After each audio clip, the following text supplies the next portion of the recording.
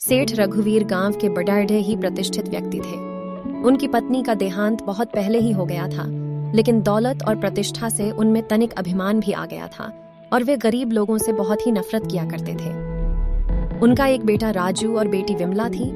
दोनों में बहुत ही स्नेह था। सेठ जी के बगीचे में राधा नाम की एक मालन बग बगीचे की देखभाल किया करती थी। उसका एक बेटा नंदन था जो विमला और राजू की हमउम्र था। राजू अपने पिता की तरह गुस्सैल मिजाज का होने के कारण नंदन पर रौब जमाया करता था और उससे अपने हर छोटे मोटे काम करवाया करता था। नंदन भी राजू की हर बात पूरी किया करता था। गांव में तूफानी बारिश हो रही थी। उस दिन मालन बहुत बीमार पड़ रही थी। मालन ने अपने बेटे नंदन से कहा, तुम हवेली जाओ और सेठ जी से कह आना कि आज बीमार होने के कारण मैं हवेली नहीं आ सकूंगी। नंदन ने कहा, ठीक है माँ। ऐसा कहते हुए वह हवेली की तरफ चल पड़े था। बारिश और कीचड़ से बचते बचाते भी वह आखिर भीग ही गया और जैसे तैसे हवेली पहुंचा।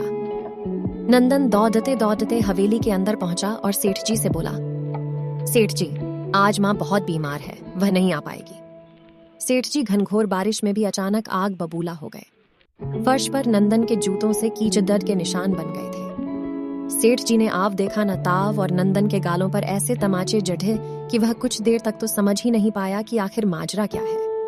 सेठ जी ने नंदन से कहा, कह देना अपनी माँ से कल से हवेली में आने की कोई जरूरत नहीं है। नंदन सिसकता हुआ घर पहुंचा।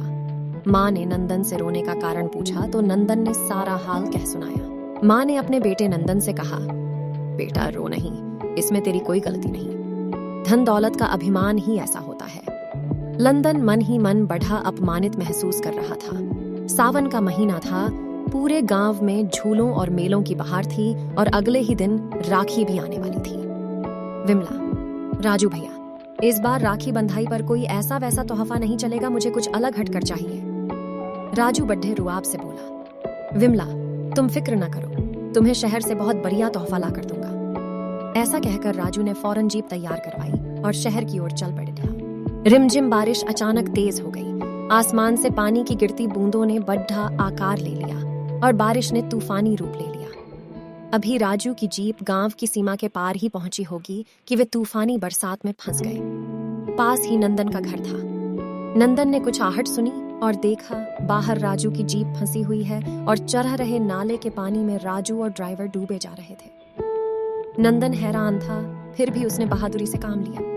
नंदन ने जैसे ही उन्हें देखा, तुरंत वे अपने घर से बड़ी सी रस्सियां ले आया और रस्सियों को पास के ही एक बेडेड से बांधकर उनके सिरे राजू और ड्राइवर की तरफ फेंके। रस्सी की मदद से दोनों नाले के पानी से निकलकर बाहर आ गए। नंदन राजू और ड्राइवर को अपने घर ले गया। इधर सेठ जी बड़े परेशान थे।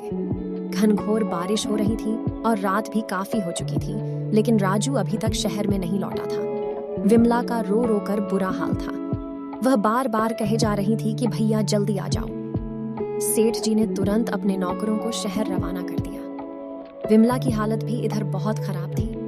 कुछ ही देर बाद सेठ जी का एक नौकर आया और उसने सूचना दी कि गांव के बाहर वाले नाले में जीप मिली है। राजू और ड्राइवर का कोई पता नहीं है। फिर क्या था, सभी ने यह मान लिया कि वे दोनों बहते नाले के पानी की बलि चढ़ा गए होंगे। दूसरे दिन राखी थी, लेकिन सेठ की हवेली में तो मातम पसरा हुआ था।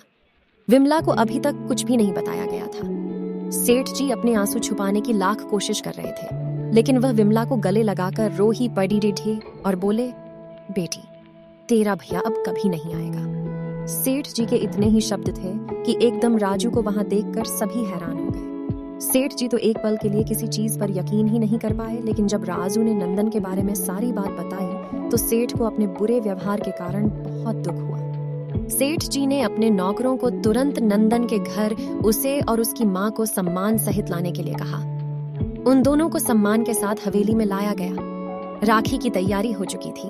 अब तो विमला ने अपनी थाली सजा ली थी। राजू राखी बंधवाने के लिए बैठा ही था कि विमला ने तुरंत अपने पिता से नंदन की तरफ इशारा करते हुए कहा कि पिताजी, मेरा एक नहीं, अब दो भाई है।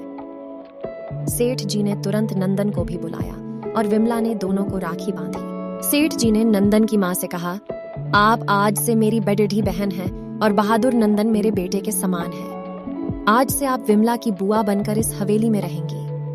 विमला ने कहा, पिताजी, आज मेरे लिए रक्षाबंधन के दिन इससे बड़ा और महान तोहफा कोई हो ही नहीं सकता कि मुझे एक और बहादुर भाई मिल गया। अगर मेरी ये कहानी आपको अच्छी लगी हो तो प्लीज़ मेरे चैनल को सब्सक्राइब कीजिए, लाइक कीजिए और ज़्यादा से ज़्यादा शेयर कीजिए।